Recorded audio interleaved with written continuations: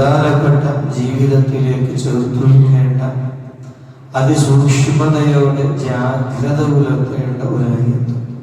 അസ്സാനി, വ്യഭിചരിക്കുന്നവർ, ലാ യൻകിഹു ഇല്ലാ സാനിയതൻ, വ്യഭിചാരിണിയെ അല്ലാതെ നിക്കാഹ് ചെയ്യൂല.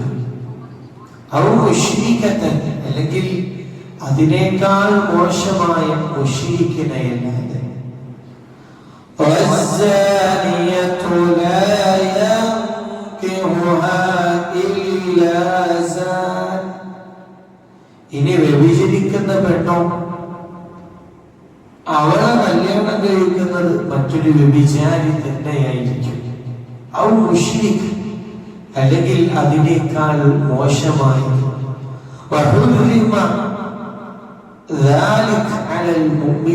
മുഅ്മിനീങ്ങൾക്ക് ഈ പരിപാടി നിഷിദ്ധമാണ്, ചെയ്യാൻ പാടില്ലാത്തതാണ്. എന്ന് വെച്ചാൽ മനഃപൂർവ്വം വ്യഭിചരിക്കുന്ന പെണ്ണാണെന്ന്, പരസ്യമാക്കുന്ന പെണ്ണാണെന്ന് അറിഞ്ഞിട്ടും ഒരു മുസ്ലിമിനെ സംബന്ധിച്ചിടത്തോളം വ്യഭിചരിക്കാൻ പാടുള്ളതല്ല. അതിൽ നിന്ന് പരമാവധി മാറി നിൽക്കാനാണ് ഒരു വിശ്വാസി ശ്രമിക്കേണ്ടത്. ഒരു സ്വഹാബിയാണ്. അവര് മദീനക്കാരനാണ്. മുത്തു മുഹമ്മദ് മുസ്തഫ സല്ലല്ലാഹു അലൈഹി വസല്ലം തങ്ങളെ നല്ല മഹബത്ത് വെക്കുന്ന കാലം. അങ്ങനെ ചിലരൊക്കെ വന്നിട്ട് മക്കയിൽ നിന്ന് അടിമകളെ കെട്ടയിച്ച് വിട്ട് മദീനയിലേക്ക് കൊണ്ടുപോകും. അപ്പോ അർദ്ധരാത്രി വരേണ്ടി വരും, പാതിരാവിൽ വരേണ്ടി വരും. അങ്ങനെ രാത്രി ഇങ്ങനെ വന്നപ്പോ ഒരു സുന്ദരിയായ പെണ്ണ്, കിതാബുകളിൽ കാണുന്ന സംഭവമാണ്. അവരിങ്ങനെ മിർസദിനെ കണ്ടപ്പോ ചോദിച്ചു, മിർസദ്, ഇതിന്റെ മിർസദില്ലേ? ഞാൻ മിർസദ് തന്നെയാണ്. എന്നാൽ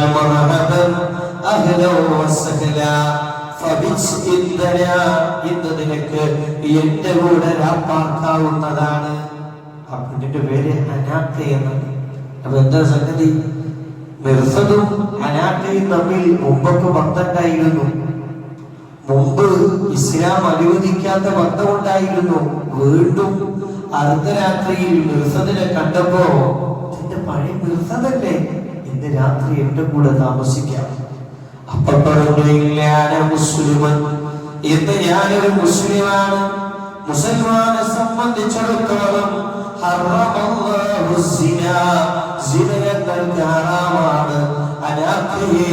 ഇന്ന് ആ പണിക്ക് എന്നെ കിട്ടൂല. ഞാൻ വിശ്വാസി. യഥാർത്ഥ വിശ്വാസിയാകുമ്പോഴാണ് യഥാർത്ഥ മുഅ്മിനായിട്ട് ഒരാൾക്ക് വ്യഭിചരിക്കാൻ സാധിക്കുന്നതല്ല. മിർസദ് ഇതിനൊന്നും നിന്ന് കൊടുക്കാതിരുന്നപ്പോ അവള് വിളിച്ചു പറഞ്ഞു ഉറക്കനെ, ഇതാ നമ്മുടെ നാട്ടിലുള്ള അടിമകളെ കെട്ടയിച്ച് വിടാൻ മിർസദ് വന്നിരിക്കുന്നു, പിടിച്ചു കെട്ടണം അവനെ. ഇത് കേട്ട ആളുകൾ വന്നു. 8ഓളം തിടമ്പേറ്റ മനുഷ്യന്മാർ മിർസദ് ഓടാൻ തുടങ്ങി. മിർസദ് തങ്ങൾ തന്നെ പറയാണ്, അവരെന്റെ പിന്നാലെ വരാൻ തുടങ്ങി, അവരെന്നെ ഫോളോ ചെയ്യാൻ തുടങ്ങി. ഞാനൊരു ഗുഹയിൽ ഒളിച്ചിരുന്നു. ആ ഗുഹക്ക് മീത വന്നിട്ട് അവർ മൂത്രമൊഴിച്ചു എന്റെ തലയിലേക്ക്. പക്ഷേ അള്ളാഹു അവർക്ക് അന്ധത കൊടുത്തു, അവർക്ക് എന്നെ കാണാൻ പറ്റിയില്ല. അള്ളാഹു തൗഫീഖ് നൽകട്ടെ. കാരണം അള്ളാഹുവിന്റെ മാർഗത്തിൽ ഒരു ഹറാമിൽ നിന്ന് മാറി നിന്നപ്പോ അള്ളാഹു പ്രത്യേക പ്രൊട്ടക്ഷൻ. അവര് വന്നിട്ട് മൂത്രമൊഴിക്കുന്നുണ്ട്, പക്ഷേ അവർക്ക് മിർസദങ്ങളെ കാണാൻ പറ്റിയില്ല.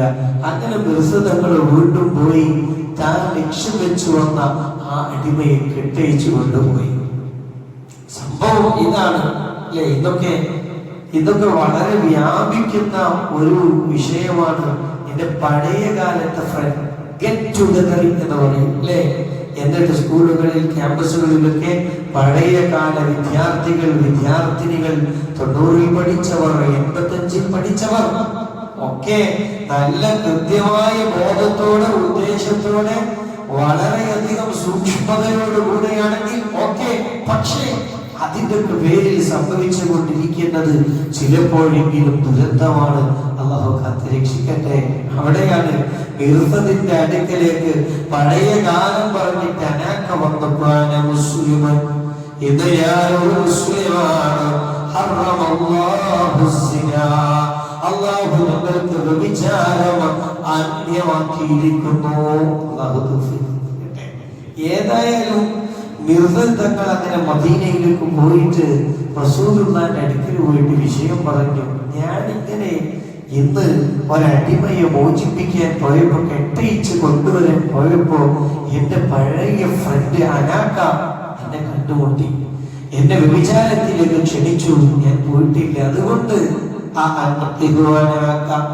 ഞാനൊന്ന് ഇസ്ലാം അനുവദിച്ച രൂപത്തിൽ അനാക്കയെ കല്യാണം കഴിച്ചോട്ടെ. റസൂലുള്ളാഹി സ്വല്ലല്ലാഹു അലൈഹി വസല്ലം ഫസഖത റസൂലുള്ളാഹ്. ഒരു ചോദ്യം വ്യഭിചരിക്കട്ടെന്നല്ല, അവളെ ഞാനിനി അങ്ങ് നിക്കാഹ് ചെയ്താലോ? റസൂലുള്ളാഹി മിണ്ടാതിരുന്നപ്പോഴാണ് സൂറത്തുൽ നൂറിലെ 3-ാമത്തെ ആയത്ത് ഇറങ്ങുന്നത്. അസ്സാനി ലാ യൻകിഹു ഇല്ലാ സാനിയ. വ്യഭിചാരിണിയെ കെട്ടേണ്ടത് വ്യഭിചാരിയും വ്യഭിചാരിക്കാകേണ്ടത് വ്യഭിചാരിണിയുമാണ്. അല്ലാത്തവർക്ക് അത് ഹറാമാണ് എന്നൊക്കെ ഉദ്ദേശം. അതിൽ നിന്ന് മനഃപൂർവ്വം സംഭവിക്കാതെ പരമാവധി മാറി നിൽക്കാൻ ശ്രമിക്കണം. അതാണ് ഇസ്ലാമിന്റെ ഫിഖ്. ഇനി അങ്ങനെ പറ്റുമോ എന്ന് ചോദിച്ചു കഴിഞ്ഞാൽ സൂക്ഷ്മത അതിൽ നിന്ന് മാറി നിൽക്കലാണ്. അത് പരസ്യമായിട്ട് വ്യഭിചരിക്കുന്ന ഒരു പെണ്ണാണെങ്കിൽ അതിൽ നിന്ന് 100% വിട്ടു നിൽക്കാനാണ് ശ്രമിക്കേണ്ടത്. ഈ ആയത്തിന്റെ ഉദ്ദേശം ഒരിക്കലും കല്യാണം കഴിക്കാൻ പറ്റില്ല എന്നല്ല, പിന്നെയോ അത് വളരെ മോശമാണ്, ചെയ്യാൻ പാടില്ലാത്തതാണ്, മാറി ജീവിക്കുകയാണ് വേണ്ടത്. കാരണം അപ്പുറത്തമ്മ പറഞ്ഞിട്ടുണ്ടല്ലോ ഈ ആയത്തിന് പിറകെ അടിമ സ്ത്രീകളെ കല്യാണം കഴിക്കണം. അടിമ സ്ത്രീകൾ എന്ന് പറഞ്ഞാൽ അതിൽ പല ജാതി വിഭാഗവും പലതരം പെണ്ണുങ്ങളുണ്ടായിരിക്കും. എന്നാലും അവർക്ക് ഒരു കല്യാണം വേണമല്ലോ. നല്ല രൂപത്തിലാണെങ്കിൽ നിക്കാഹൊക്കെയാകാം. പക്ഷെ പരസ്യമായി വ്യഭിചരിക്കുന്നവരാണെങ്കിൽ അതൊരു നിഷിദ്ധമായ വിഷയത്തെ പോലെ അതിൽ നിന്ന് മാറി നിൽക്കണം. അല്ലെങ്കിലും നമ്മൾ ആലോചിക്കണം, ആരൊക്കെയാണ് പരസ്പരം ഇണങ്ങുക? അർവാഹുകളുടെ ലോകത്തിലെ നമ്മളെന്നെ ആലോചിച്ചു. ചിലരെ കണ്ട നമ്മൾ അങ്ങോട്ട് അടുക്കും, ചിലരൊപ്പം അടുക്കാൻ തോന്നില്ല. എന്നാൽ നമ്മൾ അടുക്കാത്ത ചിലരുമായിട്ട് മറ്റു ചിലർ ശക്തമായ ബന്ധവും കാണാം. ഇത് ലോകത്തിന്റെ ഒരു വ്യതിരിക്തമായ പ്രോസസ്സാണ്. നമ്മളിപ്പോ സ്ഥിരമായിട്ട് ഏതെങ്കിലും ഒരു ഇൻസ്റ്റിറ്റ്യൂഷനിൽ പോകുന്നു, പള്ളിയിൽ പോകുന്നു, ക്യാമ്പസിൽ പോകുന്നു. അവിടെ ചിലരുമായിട്ട് നമ്മൾ അങ്ങ് അറ്റാച്ച് ആവും, ചിലര് നമ്മൾ മെയിൻറ്റെയിൻ ചെയ്യില്ല. നമ്മൾ മെയിൻറ്റെയിൻ ചെയ്യാത്ത 4-5 ആളുകൾ തമ്മിൽ അവർ ഭയങ്കര കമ്പാനിയൻഷിപ്പ് ആയിരിക്കും. എന്താ ഇതിന്റെ കാരണം എന്നറിയോ? മുഹമ്മദ് മുസ്തഫ സ്വല്ലല്ലാഹു അലൈഹി വസല്ലം തങ്ങൾ പറയുന്നു, അൽ-റവാഹു ജുനൂദുൻ മുജന്നദ. ഈ റൂഹ് എന്ന് പറഞ്ഞാൽ പരസ്പരം അർവാഹുകളുടെ ലോകത്ത് വെച്ച് നമ്മളൊക്കെ ചിലരുമായിട്ട് ബന്ധപ്പെട്ടിട്ടുണ്ട്, ചിലരുമായിട്ട് കണക്ഷൻ ഉണ്ടായിരുന്നു. അർവാഹുകളുടെ ലോകം നമുക്കറിയാം. അന്നാണല്ലോ അല്ലാഹു നമ്മളോട് ചോദിച്ചത്, അലസ്തു ബിറബ്ബിക്കും, ഞാൻ നിങ്ങളെ റബ്ബല്ലയോ? ആ ലോകത്ത് നമ്മളൊക്കെ പറഞ്ഞില്ല ബല. നമുക്കത് ഓർമ്മയില്ലാത്തത് കൊണ്ടാണ്. അലി ഇബ്നു അബീ ത്വാലിബ് റളിയല്ലാഹു അൻഹു അന മദീനത്തുൽ ഇൽമി വഅലിയും ബാബുഹാ, ഞാൻ ഇൽമിന്റെ പട്ടണമാണെങ്കിൽ അതിന്റെ കവാടം അലിയാരാണെന്ന് മുഹമ്മദ് മുസ്തഫ സ്വല്ലല്ലാഹു അലൈഹി വസല്ലം തങ്ങൾ പറയും. എനിക്ക് ഇടക്കിടക്ക് രംഗം ഓർമ്മ വരും. അർവാഹുകളുടെ ലോകത്ത് വെച്ച് പടച്ചോനോട് നീ ഞങ്ങളെ റബ്ബാണെന്ന് സത്യസാക്ഷ്യം കൊടുത്ത രംഗം ഞാൻ ഓർക്കാറുണ്ടെന്ന് അലിയാര് തങ്ങൾ. അപ്പൊ ആ ലോകത്ത് വെച്ച് അൽ-റവാഹു ജുനൂദുൻ മുജന്നദ ഫമാ തആറഫ മിൻഹാ ഫഖ്തലഫ. അവിടുന്ന് ചിലരൊക്കെ പരിചയപ്പെട്ട് കമ്പനിയായിരുന്നു. അവരിവിടെ നിന്നും ഇണങ്ങും, അവരിവിടെ നിന്നും ചേരുന്നതാണ്, അവർക്ക് ഇവിടെ നിന്നും പൊരുത്തം കിട്ടുന്നതാണ്.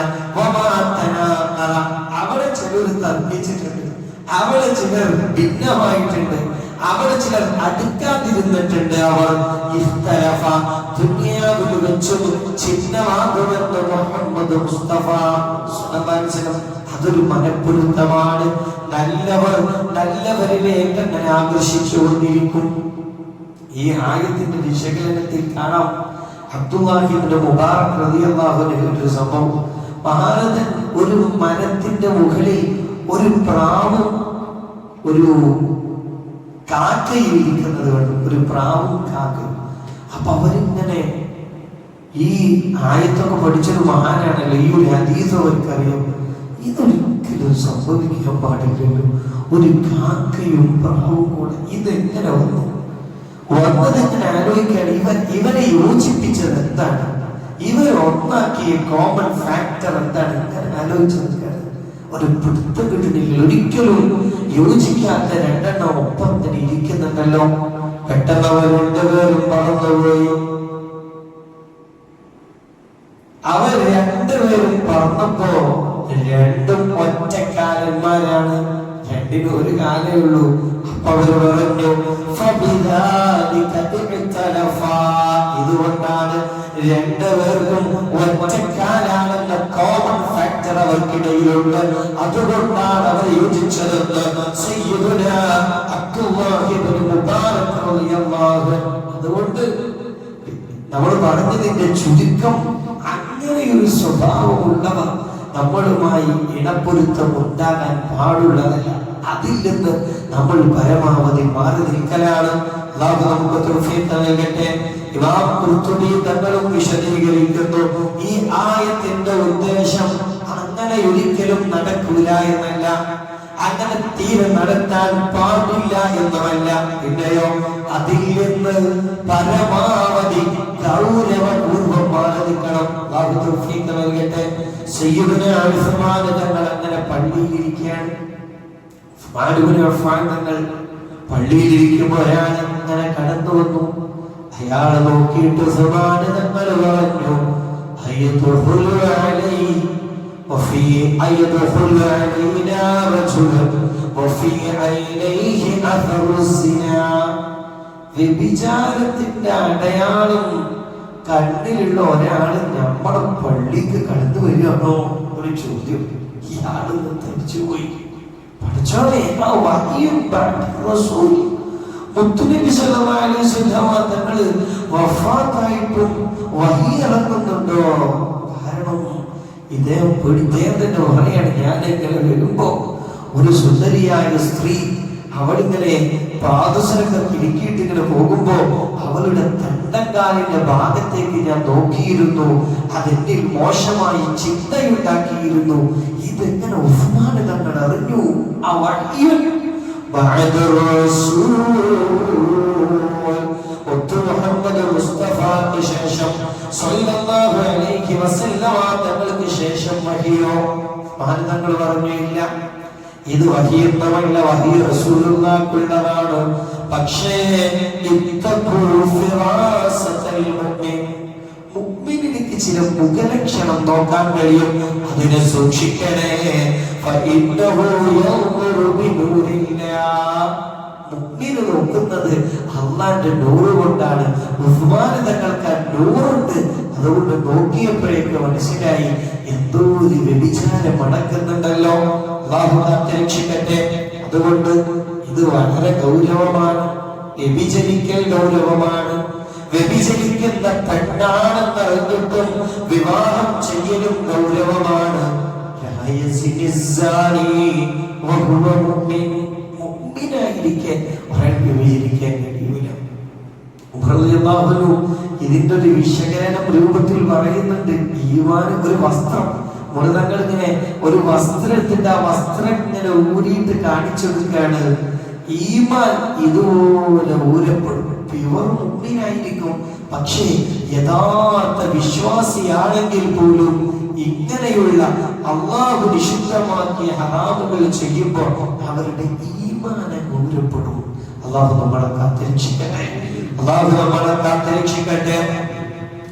ഇത്രത്തോളം അഹ്ലുസുഫത്തിന്റെ ആളുകൾ മുഹമ്മദ് മുസ്തഫ സല്ലല്ലാഹു അലൈഹി വസല്ലം തങ്ങളുടെ കാലത്ത് പള്ളി ദർസ് ഉണ്ടായിരുന്നു. മുഹമ്മദ് മുസ്തഫ സല്ലല്ലാഹു അലൈഹി വസല്ലം എന്താ ഭക്ഷണം? ഒന്നുമില്ല. പറഞ്ഞ വസ്ത്രം 400 പേരാണ്. 400 പേര് എങ്ങനെ തകയും? ഇടക്ക് കൂട്ടത്തിലെ പ്രമുഖനായിരുന്നു അബൂ ഹുറൈറ റളിയല്ലാഹു അൻഹു. അബൂ ഹുറൈറ തങ്ങൾ നിസ്കാരമൊക്കെ കഴിഞ്ഞാൽ വയറുകൊണ്ട് പിടിച്ചിട്ട് പള്ളിന്റെ കവാടത്തിന്റെ അവിടെ പോയിട്ട് ഒരൊറ്റ കിടത്ത. എന്തിനാന്നറിയാം? ആരെങ്കിലും ഒക്കെ പോകുമ്പോ അവർക്ക് ഭക്ഷണം വേണോ എന്ന് ചോദിച്ചു കൊണ്ടുപോകണം. അതിന് കവാടത്തിന്റെ അവിടെ പോയി നിൽക്കും. എന്നാ പിന്നെ അബൂ ഹുറൈറ തങ്ങൾക്ക് പിന്നെ പണിക്ക് പോയാൽ പോലെ അതിനവർക്ക് അറിയാത്തത് കൊണ്ടോ അതവർക്ക് ചെയ്യാൻ കഴിയാത്തത് കൊണ്ടോ അല്ല. ഇതിനേക്കാളൊക്കെ വലിയ പുണ്യമാണ് അള്ളാന്റെ ആ തിരുമൊഴികൾ കേട്ട് പഠിക്കുകയും അത് എഴുതിയെടുക്കുകയും ചെയ്യാം. അന്ന് അബൂ ഹുറൈറ തങ്ങൾ അങ്ങനെ എഴുതിയെടുത്ത് രേഖപ്പെടുത്തിയില്ലെങ്കിൽ നമുക്കിന്ന് ഹദീസുകൾ അങ്ങനെ കിട്ടാൻ. അതാണ് അഹ്ലുസുഫത്തിന്റെ കാരണം. അപ്പോ ഇവർക്ക് ഭക്ഷണമില്ല, അന്നമില്ല. ഇങ്ങനത്തെ ഒരു വിഭാഗം കൂട്ടത്തിൽപ്പെട്ട ആളാണ് മുസ്അബ് ഇബ്നു ഉമൈർ റളിയല്ലാഹു അൻഹു. ആദ്യ കാലത്ത് നല്ല അടിച്ചു പൊളിച്ച് മുസ്അബ് തങ്ങളെ പറ്റിയിട്ട് പറയാറ് അവരിങ്ങനെ അത്തറ് വെച്ചിട്ട് നടക്കുക. ആ പരിസരം മുഴുവൻ അതിന്റെ ഗന്ധം പരക്കുമായിരുന്നു. അത്രക്കും ബ്യൂട്ടിഫുള്ളായി, ഷാമായി, ഹാൻസമായി നടന്നൊരു വ്യക്തിത്വം. പിന്നെ ഇസ്ലാമൊക്കെ വന്നപ്പോൾ മാറിയിട്ട് വഫാത്താകാൻ കിടക്കുമ്പോ അവരുടെ മേൽവസ്ത്രം, അവരുടെ പുതപ്പ് തലമറച്ചാൽ കാലിലൊടുക്കത്തൂല, കാല് മറച്ചാൽ തലമറക്കാൻ പറ്റൂല. ആ രൂപത്തിൽ ദരിദ്രനായി മാറിയിരുന്നു. അല്ലാഹുവിന് വേണ്ടി, ഇസ്ലാമിന് വേണ്ടി അവര് വന്നിട്ട് ചോദിക്കാണ്, ഞങ്ങളിങ്ങനെ പട്ടിണിയിൽ കിടക്കുമ്പോ നമ്മുടെ നാട്ടിൽ നിന്ന് കുറെ വ്യഭിചരിക്കുന്ന പെണ്ണുങ്ങളുണ്ട്. അവരൊക്കെ നമ്മള് കല്യാണം കഴിക്കണമെങ്കിൽ നന്നാവും ചെയ്യും. അവരുടെ അടുക്കലൊക്കെ ഒരുപാട് സമ്പത്തുണ്ട്, ഒരുപാട് ക്യാഷുണ്ട്. അവർക്ക് ഭക്ഷണം വസ്ത്രം പോലെയാണ്. നമ്മൾ അവരെ കല്യാണം കഴിച്ചാൽ അതൊക്കെ അവർ നമുക്ക് തരും ചെയ്യും. അതുകൊണ്ട് നല്ലൊരു ഉദ്ദേശത്തിന്റെ പേരിൽ കല്യാണം കഴിച്ചൂടെ? അപ്പയറങ്ങിയതാണ് ഈ ആയത്ത് എന്ന് മറ്റൊരു റിവായത്തുണ്ട്.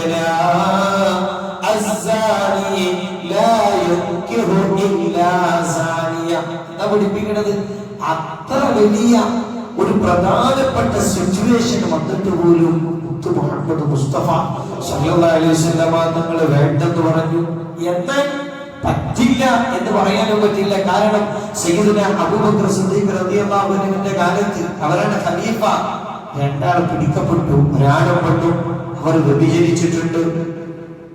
വ്യഭിചരിച്ചപ്പോ മുഹമ്മദ് മുസ്തഫ സല്ലല്ലാഹു അലൈഹി വസല്ലം തങ്ങളോടൊപ്പം ചാരി ചേർന്ന് നടന്ന ആളാണല്ലോ സിദ്ദീഖ് തങ്ങൾ. സിദ്ദീഖ് തങ്ങൾ അവരെ പരസ്പരം കല്യാണം കഴിച്ചു കൊടുത്തു. എന്നിട്ടോ അവരെ നാട് കടത്തി 100 അടിയും കൊടുത്തു. അതാണല്ലോ വിവാഹം കഴിക്കുന്നതിന്റെ മുമ്പ് അല്ലേ, വിവാഹം കഴിക്കുന്നതിന്റെ മുമ്പ് വ്യഭിചരിച്ചാൽ 100 അടിയും നാട് കടത്തലും. സിദ്ദീഖ് തങ്ങൾ ഇവർ തമ്മിൽ പരസ്പരം കല്യാണം കഴിച്ചു കൊടുത്തു. എന്നിട്ട് അവർക്ക് അടിയും കൊടുത്ത് നാട് കടത്താൻ പറഞ്ഞു. അപ്പൊ ചിലര് വന്നിട്ട് ചോദിച്ചു, അല്ല എന്ത് പണിയാണ് ഈ കാട്ടുന്നത്? ഇതൊരു വല്ലാത്ത കാര്യമായി പോയല്ലോ. വ്യഭിചരിക്കുന്നവർക്ക് നിക്കാഹോ? സിദ്ദീഖ് തങ്ങൾ പറഞ്ഞു, അതിന്റെ ആദ്യം സിഫാഹും അത് വ്യഭിചാരമാണ്. നിക്കാഹിന്റെ ശേഷമുള്ളത് നിക്കാഹ് ചെയ്തു കൊടുത്തപ്പോൾ അത് തന്നെ കല്യാണവുമായിരിക്കുന്നു. അതുകൊണ്ട് കുഴപ്പമില്ലെന്ന് അബൂബക്കർ സിദ്ദീഖ് റളിയല്ലാഹു അൻഹു.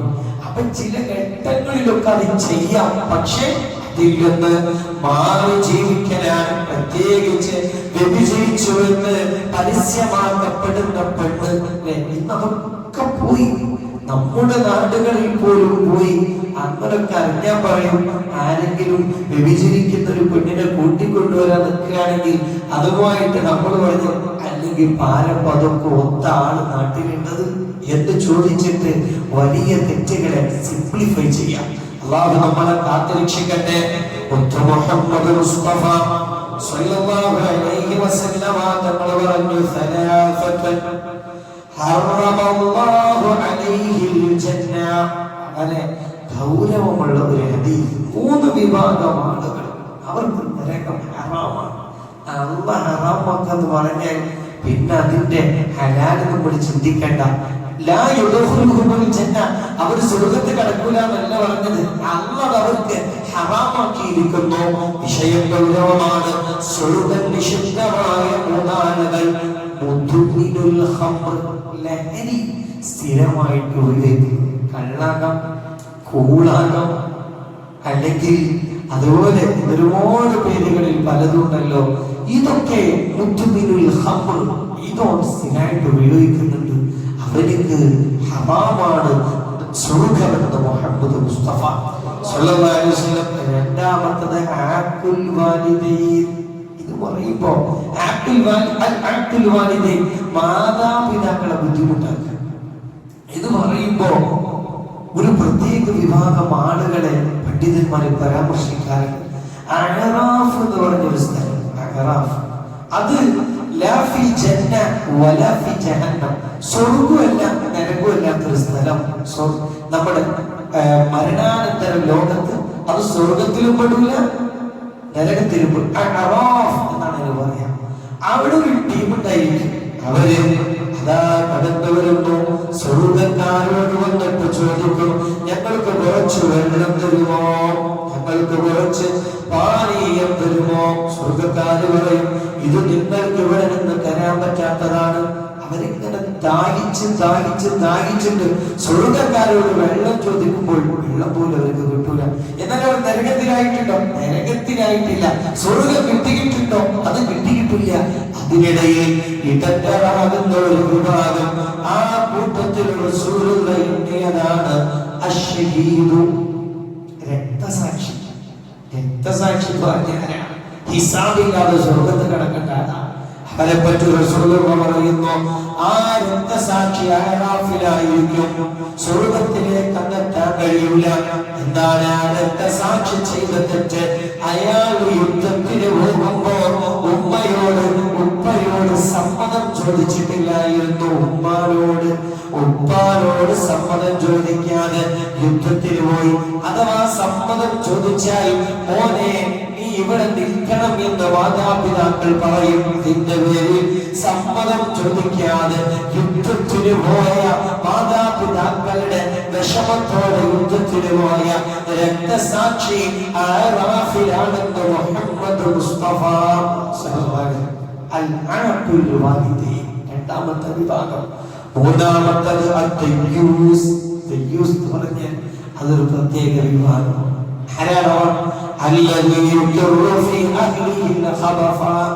തന്റെ ഭാര്യ വ്യഭിചരിക്കുന്നുണ്ട്, അല്ലെങ്കിൽ തന്റെ ഭാര്യ വലിയ വലിയ തെറ്റുകളിലൊക്കെ ചെയ്യുന്നുണ്ട് എന്ന് അറിഞ്ഞിട്ടും അതൊക്കെ അംഗീകരിച്ച് മൗനം സമ്മതം അത് എതിർക്കാതെ അതൊക്കെ നടന്നോട്ടെ എന്ന് ചിന്തിക്കുന്ന ആളുകൾ അവര് അഅറാഫിലാണ്.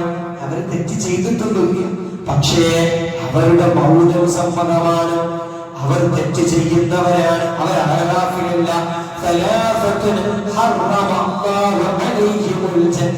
അവർക്ക് സ്വർഗ്ഗം തന്നെ ഹറാമാണെന്ന് മുഹമ്മദ് മുസ്തഫ സ്വല്ലല്ലാഹു അലൈഹി വസല്ലം. അവര് ചെയ്തതുകൊണ്ടല്ല, പക്ഷെ ചെയ്യുന്നത് സ്വന്തം കുടുംബത്തിലാണ്.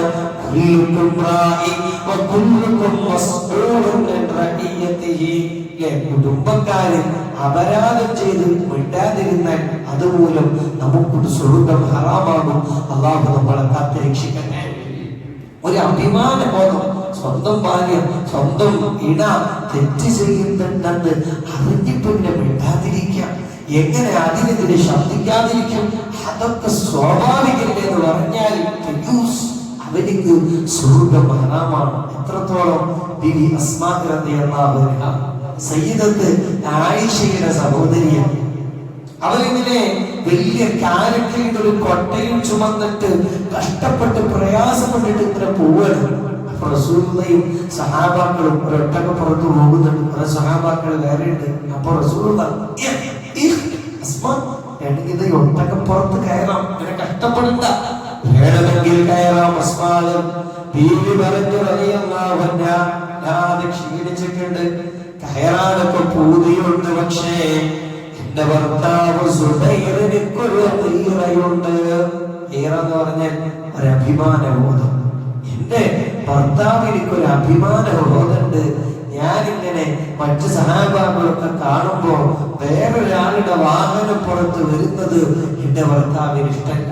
ആ തീരത്ത് ഈമാനിൽ പെട്ടതാണ് ഒരു അഭിമാനബോധം. അല്ലാഹു നമുക്ക് തൗഫീഖ് നൽകട്ടെ.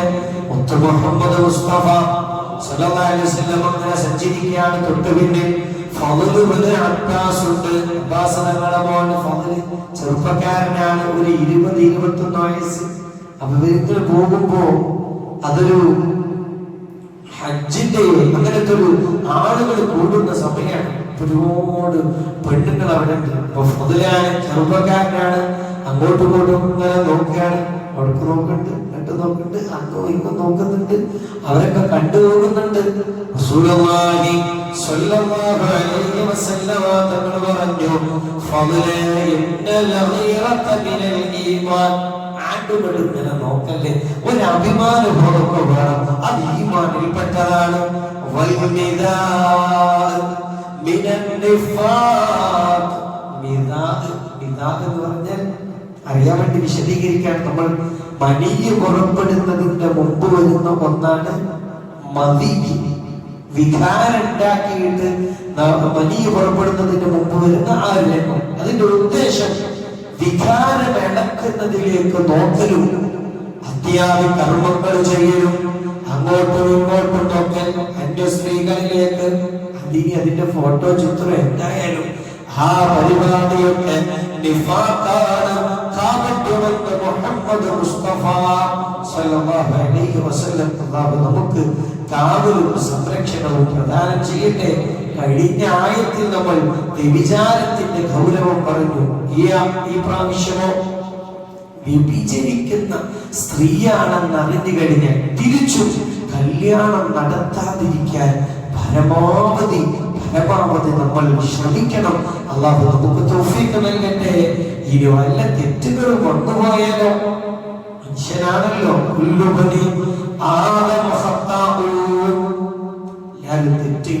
ആദം സന്തതികളൊക്കെ തെറ്റെയ്യും.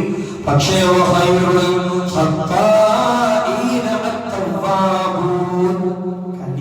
നമ്മൾ അല്ലാഹുവോട് ശരിക്കും തൗബ ചെയ്ത് തെറ്റുകൾ പലതും പലരിലും സംഭവിക്കും. പക്ഷേ ഇന്ന് നമുക്ക് പൂർത്തിയാക്കാൻ കഴിയുമെന്ന് അറിയില്ല, നാളെ നമ്മൾ ഉണ്ടാക്കുമെന്ന് അറിയില്ല. ശരിക്കും തൗബ, ഈ തൗബ ചെയ്യാന്ന് പറഞ്ഞാൽ അതൊക്കെ എന്തൊരു ഇഷ്ടമാണെന്നറിയില്ല. ഒരു ഹദീസിൽ കാണാം, ഒരു മനുഷ്യൻ ഒട്ടകത്തിന് പോവുകയാണ്. അങ്ങനെ പെട്ടെന്ന് വിശ്രമിക്കാൻ കിടന്ന് ഉറങ്ങി, മരുഭൂമിയിലാണ്, ആരുമില്ലാത്ത വിജനമായ ഭൂമി. ആ ഒട്ടകത്തിന്റെ പുറത്താണ് അയാൾക്കുള്ള വെള്ളവും ഭക്ഷണവും ഒക്കെ ഉള്ളത്. ആ ഒട്ടകമില്ലാതെ അയാൾക്ക് മുന്നോട്ട് പോകാൻ പറ്റില്ല. അയാൾ ഉറങ്ങി എണീറ്റപ്പോ ആ ഒട്ടകത്തെ കാണുന്നില്ല, ആരോ കൊണ്ടുപോയിട്ടുണ്ട്. പേടിച്ചു വറച്ചു, ഒറ്റക്കായല്ലോ, ഭക്ഷണമില്ലല്ലോ. മരണം മുമ്പിൽ കണ്ട അയാൾ ഇങ്ങനെ നിൽക്കുമ്പോ ആ ഒട്ടകമത അത്ഭുതകരമായി തിരിച്ചു വരുന്നു. അപ്പോൾ അയാൾക്കുണ്ടാകുന്ന സന്തോഷമാണ് നാം തൗബ ചെയ്യുമ്പോൾ അല്ലാഹുവിനുണ്ടാവുക. പക്ഷെ അല്ലാഹു പറഞ്ഞാൽ അതിന്റെ നിബന്ധനയോടെ, മനസ്സറിഞ്ഞ്, ഇനി അപരാധം ചെയ്യില്ലെന്ന് ഉറപ്പോടെ, ചെയ്തതിൽ നഥാമ അല്ലാതെ ഖേദിച്ച് തൗബ ചെയ്താലോ യുബദ്ദിലുല്ലാഹു സയ്യിആതിഹിം ഹസനാത്ത്. തൗബന്റെ വലിയൊരു നേട്ടതാണ്. തൗബയാണെങ്കിൽ ചെയ്തുപോയ അപരാധത്തിൽ ശക്തമായ ഖേദവും ഇനി മടങ്ങില്ലെന്ന ദൃഢമായ ഉറപ്പുണ്ടെങ്കിൽ അല്ലാഹു തരുന്ന ഓഫർ എന്താണ്?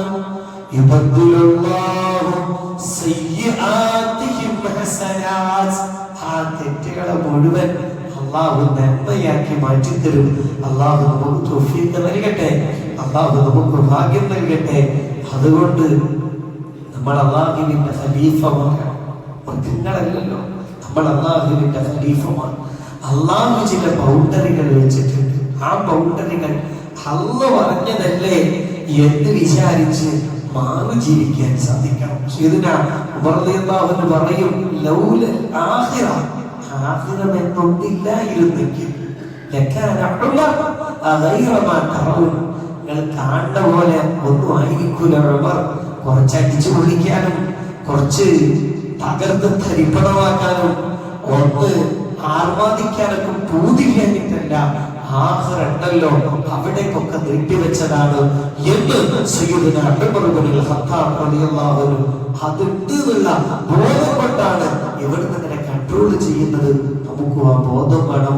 അല്ലാഹു തൗഫീഖ് നൽകട്ടെ, അല്ലാഹു ഭാഗ്യം നൽകട്ടെ. അൽഹംദുലില്ലാഹ്, അൽഹംദുലില്ലാഹി റബ്ബിൽ ആലമീൻ.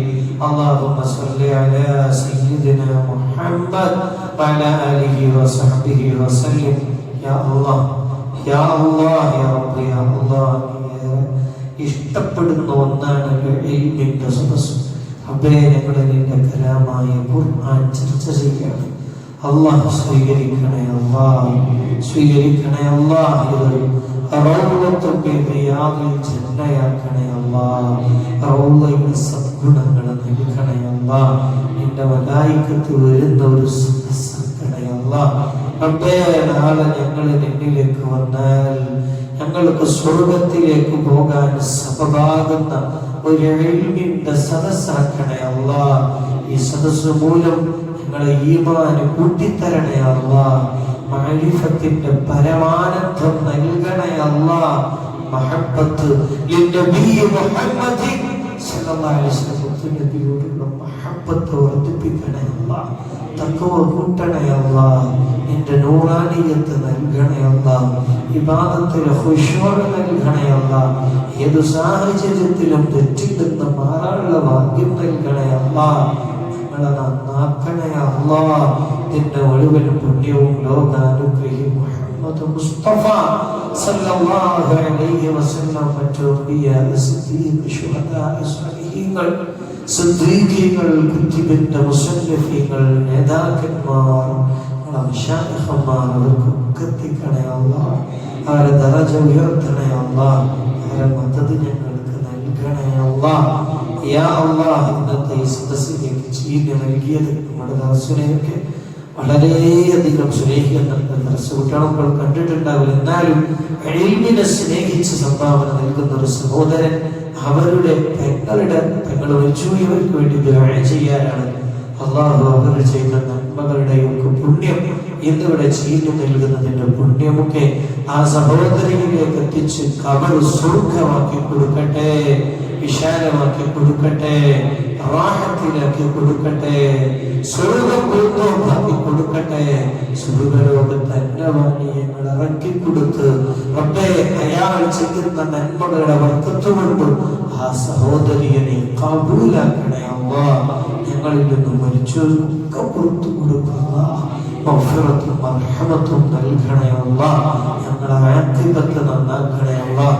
റബ്ബേ, പലരും കഷ്ടപ്പെട്ട് ഈ സദസ്സിലേക്ക് വരുന്നവർ, ദൂരഭാഗങ്ങളിൽ നിന്ന് വരുന്നവർ, അല്ലാഹുവേ, ഇതിനേക്കാൾ ഞങ്ങൾ സന്തോഷത്തോടെ സ്വർഗ്ഗലോകത്ത് ഒരുമിച്ച് കൂടാനുള്ള ഒരു സദസ്സും സബബുമാക്കണേ, അല്ലാഹ്.